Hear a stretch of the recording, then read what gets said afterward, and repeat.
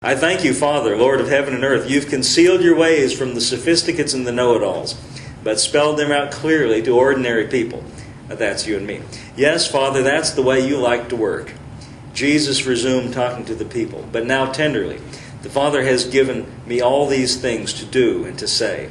This is a unique Father-Son operation, coming out of Father and Son intimacies and knowledge. No one knows the Son the way the Father does, nor the Father the way the Son does. But I'm not keeping it to myself. I'm ready to go over it line by line to anyone who's willing to listen. And then this invitation in the Message translation says, "Are you tired, worn out, burned out on religion?" You see, now this is interesting because we've been talking about the people who are wise in the world. Now what Jesus is really, though, talking about is people who think they're wise religiously, who are religiously wise. And so he says, are you tired, worn out, burned out on religion? The thing about it is, the people who think they're very wise religiously, what ends up being the product of that religious wisdom is things to do. More things to do to occupy yourself, to make yourself better than you were. I heard someone say one time, if you go to church and come out of church with a list of things to do, you probably haven't heard the gospel. If you come out of church, however, with some things to believe, then you've heard the gospel. Because the gospel is all about what Jesus does. And our part is to believe in Him and to trust in Him and to rely upon Him. Just as He said about the little children. You know, you don't expect a little children to go and do very much for himself. Is that right? The children are dependent upon their parents. And in this explanation of this father and son relationship, Jesus is asking us to be dependent upon the Father and also to be dependent upon Him. Are you tired, worn out, burned out on religion? Come to me. Get away with me, and you'll recover your life. I'll show you how to take a real rest. Walk with me, work with me. Watch how I do it. Learn the unforced rhythms of grace. I won't lay anything heavy or ill-fitting on you. Keep company with me, and you'll learn how to live freely and lightly. I think that's good. In fact, I like those words, freely and lightly. I guess I should stop for a moment and say that, the Message is a different kind of a translation than the King James translation. The King James, there's two ways it's necessary to translate. It has to be translated because the text that we have, the earliest manuscripts, are written in the Greek language. Now, I don't speak Greek, and I trust, I think probably you don't speak Greek. I can't read Greek. I look at those little symbols, and some of them I recognize what the letters are, but it doesn't, the message doesn't come across to me, so it has to be translated. Well, there's basically two ways to do it. One way is to do it word for word, which is what the King James endeavors to do. However, by doing it word for word, sometimes what's missing is the thought, because the thought that's conveyed in one language sometimes doesn't come across as clearly when you go word for word. Because the syntax is different, the grammar is different, the punctuation is different, sometimes there's many differences. So what some scholars endeavor to do is, rather than go word for word, to go thought for thought, and to take a thought and give you the essence of the thought. And that's what the Message translation by Eugene Peterson tries to do. This man who made the Message translation was a Presbyterian minister who spent most of his time explaining what the Greek language says, what the text says. So he decided, rather than spend all this time explaining, why don't I just make my own translation that does the explaining, what I would have said, this means this. And if you study the actual words as I have, word for word, you find out that he really does give you a sense of what the words are saying. It's a little different, though. But I like this. I wanted to focus today on what he says here at the very end of this passage. Keep company with me, and you'll learn how to live freely and lightly. Now, the first thing that's interesting to me about that is that he wants our lives to be free and light. That comes as a shock sometimes. Many times when we think about the Christian life, free and light are not the words that come to mind. Is that right? I mean, if you've been around very long, around a lot of Christians, free and light is not the words that would come to mind. Heavy and oppressed sometimes seems to be the word that's more like it. But he doesn't say here, I want you to live a life that's heavy and oppressed. I want you to live a life that's free.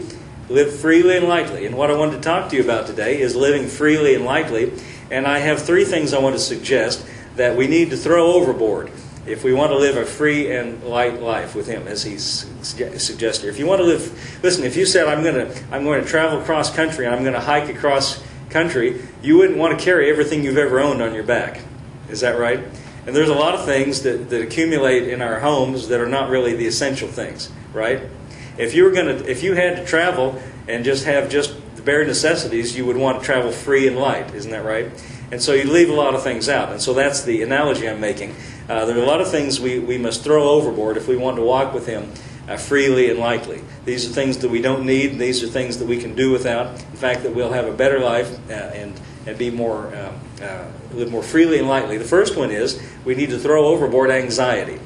Now, this is a thing that you're constantly confronted with information and situations in your life, my life, that will produce, if we will allow it to, anxiety. The first thing we need to throw overboard is worry, fear, and anxiety. Now, look with me in John's Gospel, chapter 14, just for a moment. John chapter 14. Here's a nice little passage from Jesus.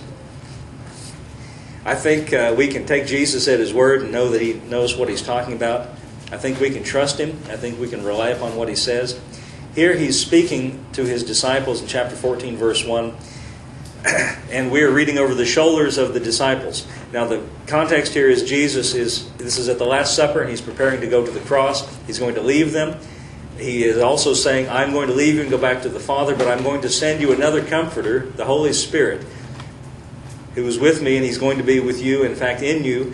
He's trying to explain to them that even though I'm leaving, you're going to go on with your life, and the Father loves you, and He's trying to relieve them of their anxiety over the fact that He's leaving them. Chapter 14, verse 1, He says, Let not your heart be troubled. You believe in God, believe also in me. That first little thought there is very good. Let not your heart be troubled. Now listen, that's a good answer for anything that comes along that causes your heart to be troubled. The answer from Jesus is, let not your heart be troubled. And here's the reason why. You believe in God, believe also in me. You can trust God, you can trust me. That's what it's saying.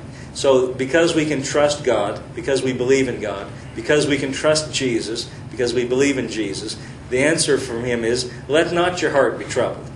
Now you are the custodian of what goes on in your person.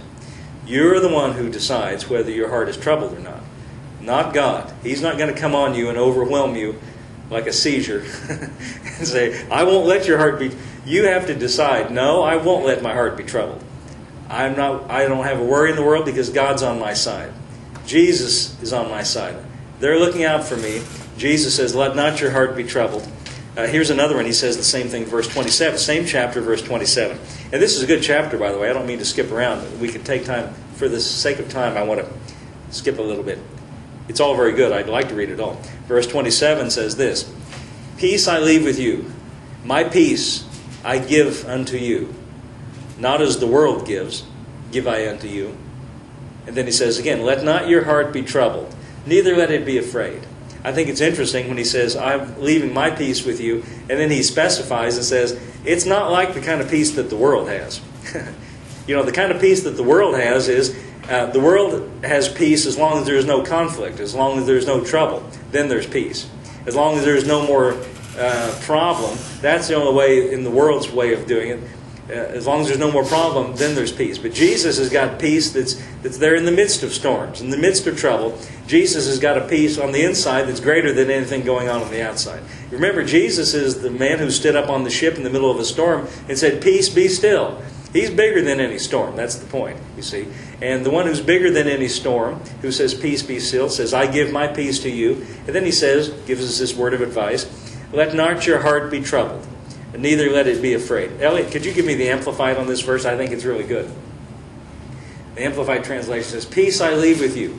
My own peace I now give and bequeath to you. Not as the world gives do I give it to you.